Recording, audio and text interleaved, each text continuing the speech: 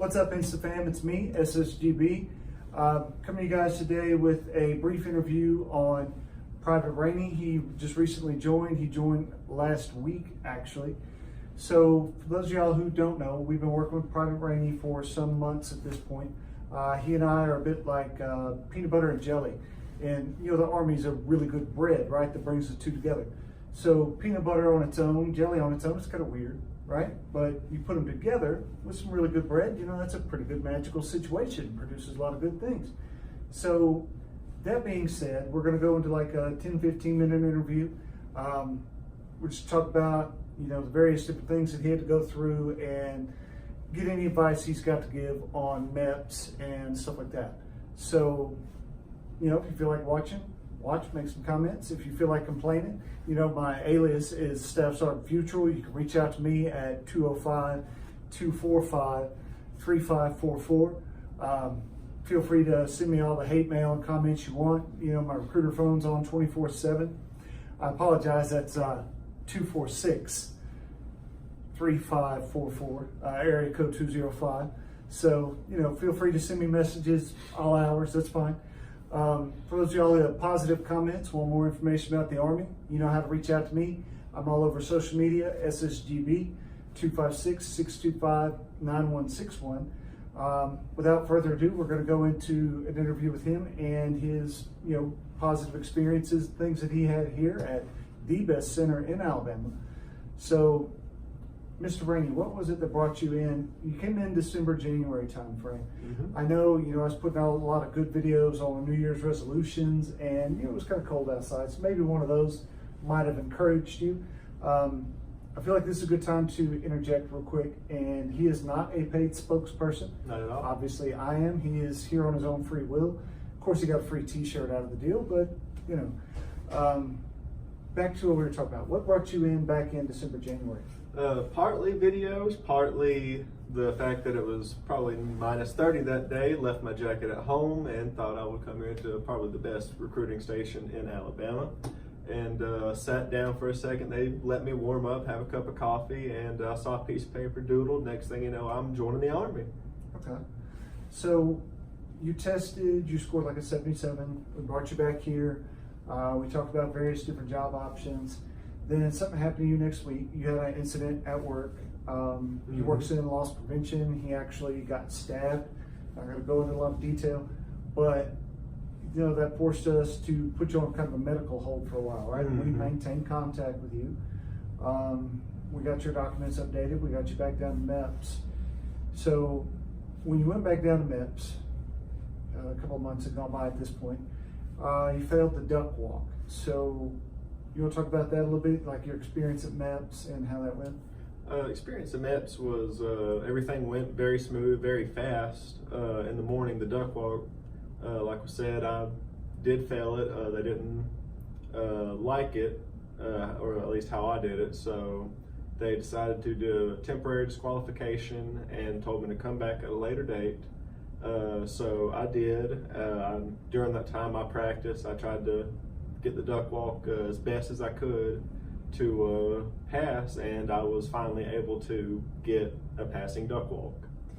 Okay, for those of y'all who are kind of unfamiliar with the recruiting process, just because you go down to MEPS, right, let's say you fail a portion of the physical, there are not a lot of portions of the physical that are permanently disqualifying unless you have a medical issue that you've been trying to cover up or whatever.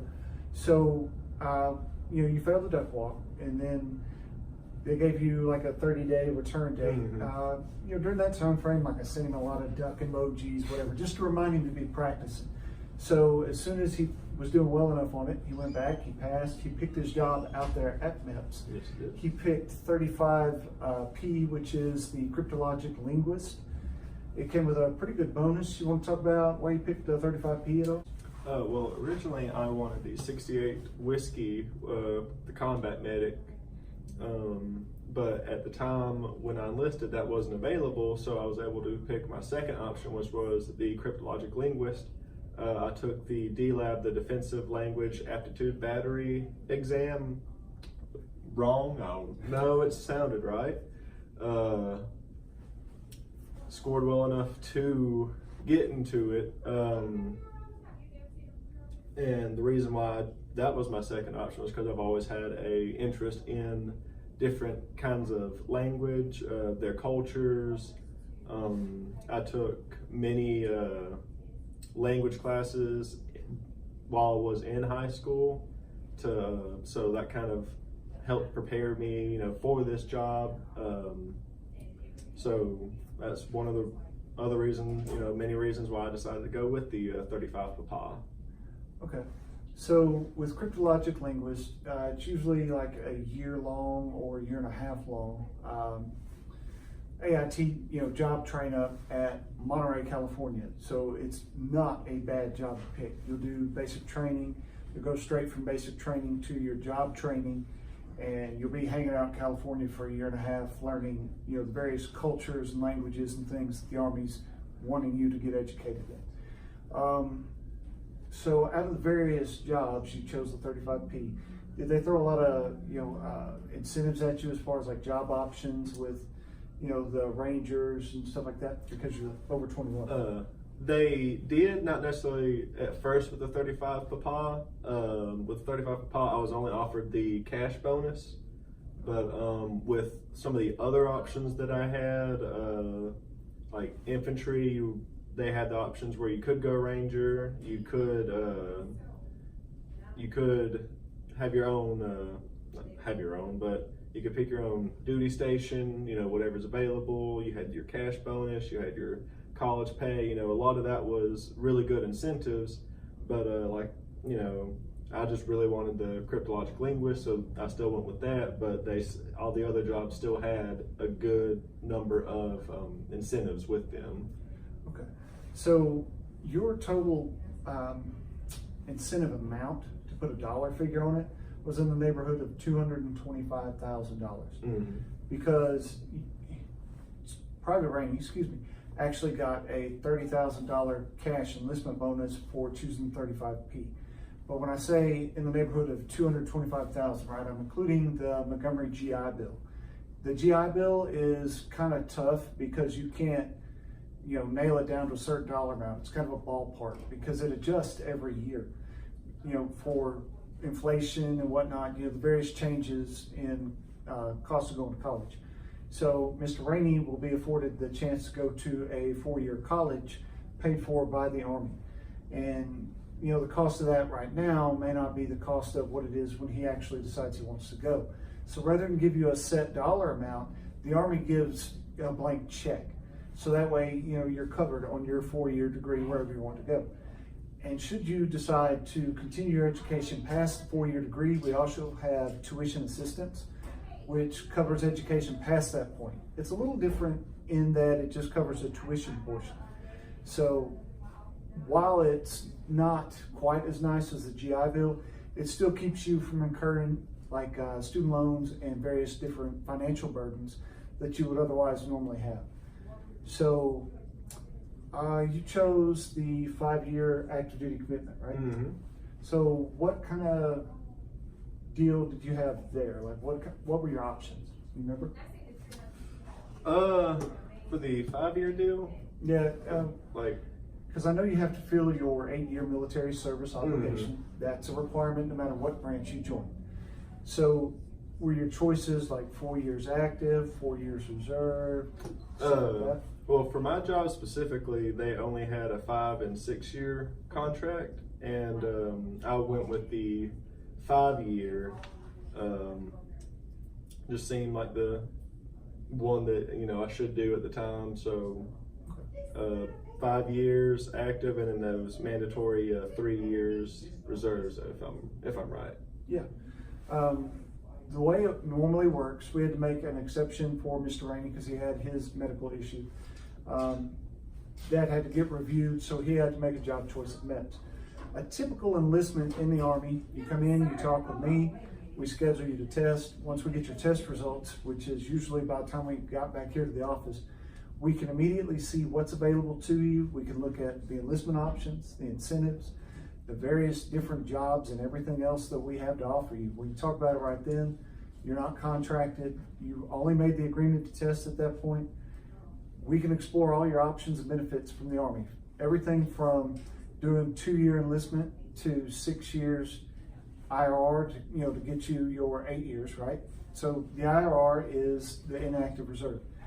You'll call in like once a year, say, hey, I'm still alive, whatever.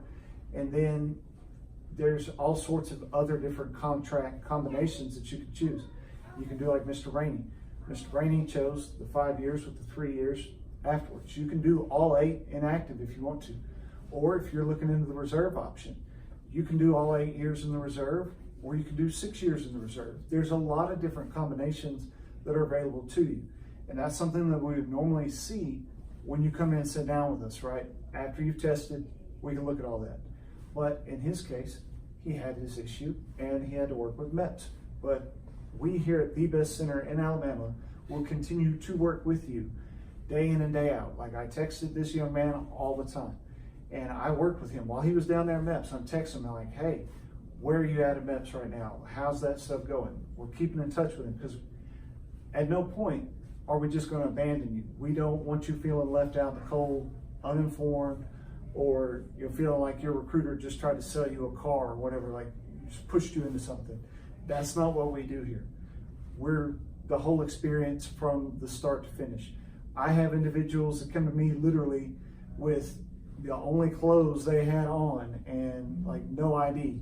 I had to help him get a pair of pants. Like I took him down to Target, bought him pants because I believed in him. He had a score, he was passing, he was wanting to join. I helped that man out. You can look it up, David Green. Look at all my stories. You can see everything I've shared from his start to his success. We do what we have to do to get you to where you want to be. And whatever we have to offer you, at the end of the day, you give me 15 minutes of your time. You don't like what I got to offer you? I've got other recruiters' cards. I have no problem putting you in touch with another service.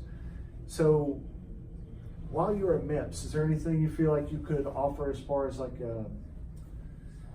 different advice on things that people who are thinking about MEPS in the Army, what they can do?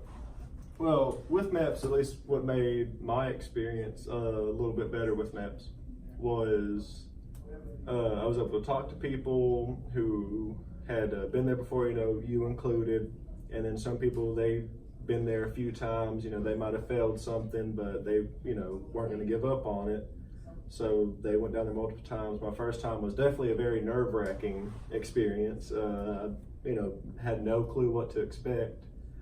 But the people there at MEPS, they make everything just one smooth transition. You visit one station after another, after another, after another. Not a whole lot of wait time.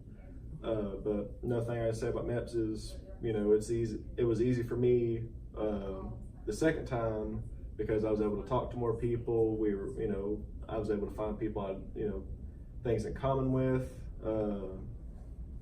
That made the whole experience also better. Pairing up, your roommate, just the people that you see in the cafeteria, at the Freedom Club. You're able to talk with them, mingle, everything goes by faster, smoother, and it's much more enjoyable than, some people make it. Okay. So, you're kind of backtracking here, but what made you think the Army was more for you than like the Navy or the Air Force? Or... I've always, ever since I was in high school, I've been wanting to join the military, specifically the Army, because for me, the Army, its ideals and its mission lined up better with what I wanted in life than, let's say, the Air Force, the Navy, or the Marines. And I looked at some of the job options, that the Army had versus the Navy, and of course, Air Force, Marines. I honestly like the Army's options better than I did the other three. I felt like I could do more, outside of the military with them. So that's another reason why I decided to go Army. Okay. So the Army tends to offer more job options, the larger bonuses and things like that than the sister branches that we have because we're just the largest branch of the military. So guys, if you have more questions for Mr. Rainey, he'll be here till July 29th. He's in our Future Soldier program. So if you have more questions, feel free to reach out to us. Thanks everybody for watching.